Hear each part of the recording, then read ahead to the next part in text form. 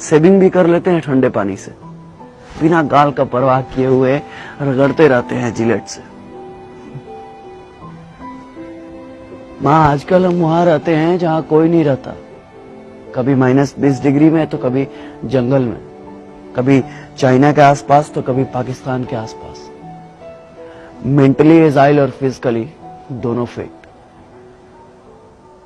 साला कितनी खुशी होती है ना जब 10 दिन की छुट्टी पे घर आते हैं, कभी बुआ के घर तो कभी मौसी के घर, कभी इधर तो कभी उधर। कभी खुद को समय दे ही नहीं पाते, मिलते ही रहते हैं जिंदगी भर लोगों से। लोगों से मिलने के चक्कर में कभी खुद से मिल ही नहीं पाते हम। फौज में काम करते करते हम इतने सिंसियर हो जाते हैं कि पब्लिक ठगना स्टार्ट कर देती है। 10 का सामान 20 रुपए में बेचते हैं दुकान वाले। कनपट्टी के पास 6 बाल देखे नहीं कि सामान का रेट बढ़ जाता है,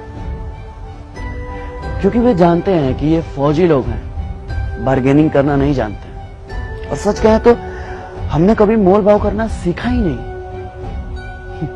बस हर सिचुएशन में एडजस्ट कर लेते हैं।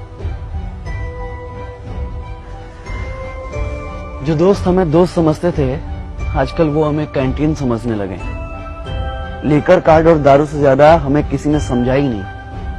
एक तो कभी किसी का फोन नहीं आता है, और फोन आता भी है तो सिर्फ ग्रोसरी आइटम के लिए।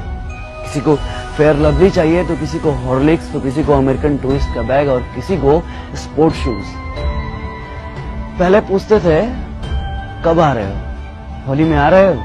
अच्छा होली में आ रहे हो तो एक मेरे लिए आरएस लेते आना। वैसे भी बिहार में दारू बंद है और कैंटीन के दारू में बहुत नशा है, 4 दिन तक सोते ही रहते हैं।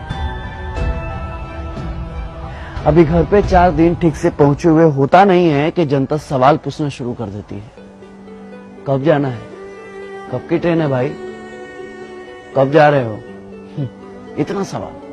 इतना सवाल तो साला खुद से हमने कभी पूछा ही नहीं जितना बगल वाले पूछते हैं।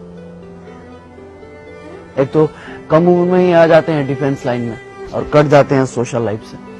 कभी किसी के शादी में नहीं जा पाते, कभी किसी के फंक्शन में नहीं जा पाते। शिकायतें सबको रहती हैं कि हम नहीं आते हैं, पर क्या करें, अपनी जिंदगी को बस एडजस्ट कर लेते हैं। अपने पर्सनल लाइफ को सोशल लाइफ से कनेक्ट ही नहीं कर पाते, क्योंकि फौजियों का कोई सोशल लाइफ ही नहीं होता। अरे कंफर्म टिकट की तो दूर की बात है, साला 3 महीने पहले छुट्टी तो कंफर्म है। और हाँ, यह सब हम कुछ बोल भी नहीं सकते, क्योंकि फौजियों के लिए छुट्टी एक प्रिविलेज है, मौलिक अधिकार नहीं। जितना हमने संविधान को समझा है ना, उतना संविधान ने हमें समझा ही नहीं। हमारे अधिकारों में टर्म एंड कंडीशन अप्लाइड कर दिया गया। सेना में पॉलिटिक्स नहीं है, लेकिन आजकल सारा पॉलिटिक्स सेना पर ही होता है, क्योंकि घर घर में हॉर्लिक्स से ज्यादा पॉलिटिक्स चलता है। अब क्या फर्क पड़ता है भाई साहब को कि बगल में 4 घंटे से कौन था। जब कंफर्म सीट नहीं मिलता ना साहब, तो बाथरूम के बगल में कहीं भी सो जाते हैं। कहीं भी मतलब कहीं भी। ऐसा तो हमने कई बार अपने कंफर्म सीट पे लोगों को जगह दी है, अपने साइड लोअर को मिडिल अपर पे एक्सचेंज भी किया। कई बार तो हम खड़े भी हो जाते हैं, मगर दिमाग नहीं लगाते, जज्बात को समझते हैं।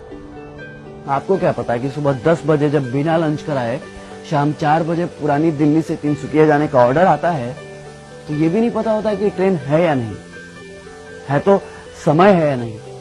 बस हाथ में वारंट का एक हर्रा पन्ना होता है जिसमें फ्रॉम और टू लिखा होता है।